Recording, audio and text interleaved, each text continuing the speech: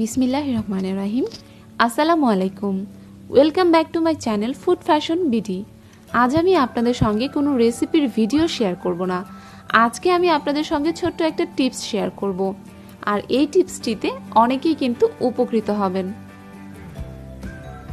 আজ আমি আপনাদের সঙ্গে শেয়ার করব শিং মাছ কিভাবে পরিষ্কার করে নিতে হবে, আর এটা কিভাবে ধবধবে সাদা হবে তার একটা চমৎকার টিপস দেব।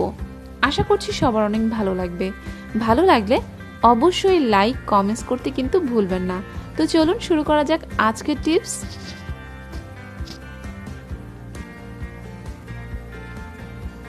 এখানে আমি 1 কেজি শিং মাছ নিয়ে নিয়েছি একটা পেঁপে। পেঁপের সম্পূর্ণ খোসাটা আমি ছাড়িয়ে নিচ্ছি।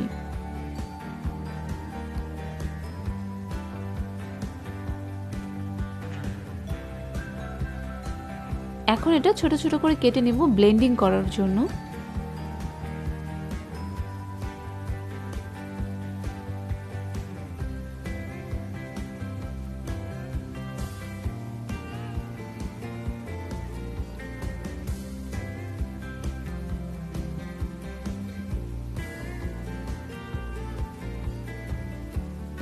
সামান্য পানি দিয়ে দিব যেন মিক্সারটা খুব ভালো হয়।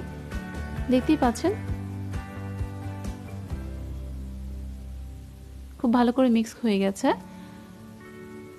এখন আমি শিং মাছের মধ্যে এই মিক্সারটা ঢেলে দিব।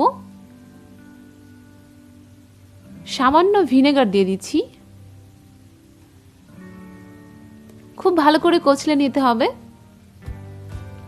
1 থেকে 2 মিনিট খুব ভালো করে আমি এটা কচলে নিচ্ছি।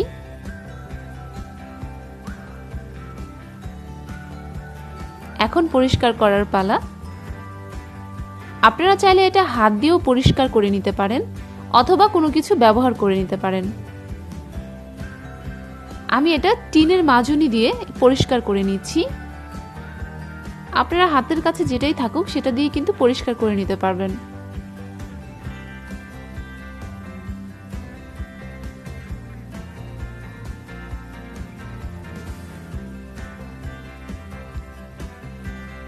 খুব আলতোভাবে ঘষা দিলেই কিন্তু ময়লাগুলো উঠে যাচ্ছে।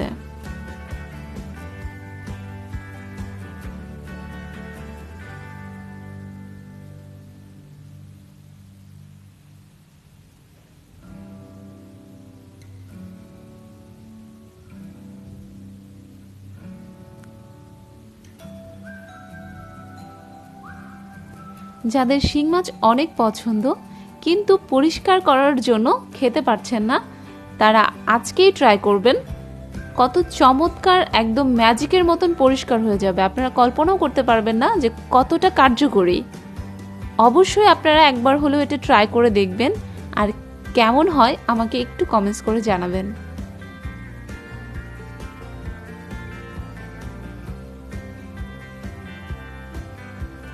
এরকম ভিডিও যদি আপনারা আরও পেতে চান অবশ্যই আমাকে কমেন্টসের মাধ্যমে জানাবেন। আমি চেষ্টা করব ছোট ছোট এই ধরনের টিপসগুলো আপনাদের সামনে তুলে ধরার জন্য। আশা করছি আজকের শিং মাছ পরিষ্কার করা সবার অনেক ভালো লেগেছে। যদি কারো ভালো লেগে থাকে অবশ্যই লাইক, কমেন্টস এবং সাবস্ক্রাইব করে পাশেই থাকবেন।